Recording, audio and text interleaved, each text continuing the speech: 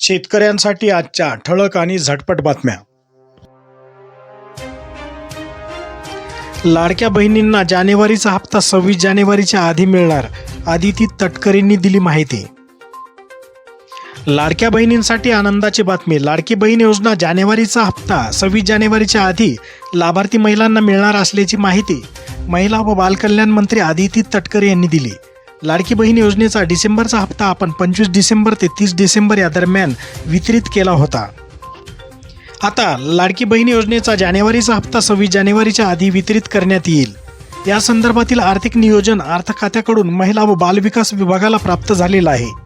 त्यामुळे लाडकी बहीण योजनेचा जानेवारी महिन्याचा लाभ देण्यास 26 जानेवारीच्या आधी सुरुवात होईल.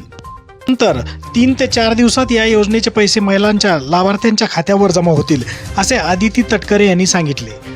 मला सर्व लाडक्या बहिणींना सांगायचं आहे की दर महिन्याला आपण महिना संपवायच्या आधी या योजनेचा लाभ देत असतो. आता जानेवारी महिन्याच्या हप्त्याच्या वितरणाची सुरुवात 26 जानेवारीच्या आधी करण्यात येईल. लाडक्या बहिणींना 2100 रुपये मिळणार की 1500 रुपये मिळणार, असा प्रश्न मंत्री आदिती तटकरे यांना माध्यमाच्या प्रतिनिधींनी विचारला असता आदिती तटकरे यांनी सांगितले की याबाबत आम्ही आधीही अनेकदा स्पष्टीकरण दिलेलं आहे. तसेच मुख्यमंत्री देवेंद्र फडणवीस, उपमुख्यमंत्री एकनाथ शिंदे, उपमुख्यमंत्री अजित पवार यांनीही स्पष्टीकरण दिलेले आहे.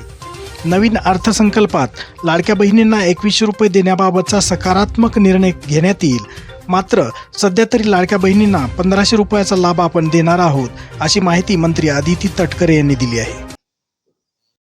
शेतकऱ्यांसाठी आनंदाची बातमी. फेब्रुवारीच्या पहिल्या आठवड्यात मिळणार विम्याची रक्कम. जिल्हास्तरीय समितीने पीक विमा कंपनीला दिली मंजुरी.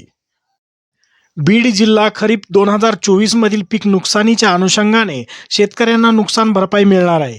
पीक विमा अग्रिम देण्यास जिल्हास्तरीय संनियंत्रित समितीने मंजुरी दिली आहे. नुकसानग्रस्त शेतकऱ्यांना नुकसान भरपाई तात्काळ अदा करावी, असे भारतीय कृषी विमा कंपनीस निर्देशित करण्यात आले आहे. त्यानुसार बीड जिल्ह्यातील 6,59,000 शेतकऱ्यांना फेब्रुवारीच्या पहिल्या आठवड्यापर्यंत पीक विमा अग्रिम मिळण्याची शक्यता आहे. शेतकऱ्यांसाठी फवारणी ड्रोनला 4 लाख अनुदान.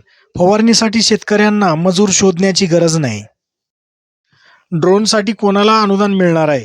ड्रोनसाठी शेतकरी उत्पादक कंपनी, शेतकरी सहकारी संस्था तसेच कृषी व तत्सम पदवीधर लाभार्थी यांना अर्ज करता येणार आहे.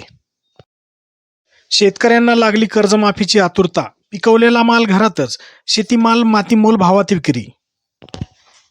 वसमत हमीभाव खरेदी केंद्रावर व्यापाऱ्याचीच चलती. शेतकऱ्यांना डावलून व्यापाऱ्याच्या कापसाचे माप. शेतकऱ्याची वाहने रांगेतच.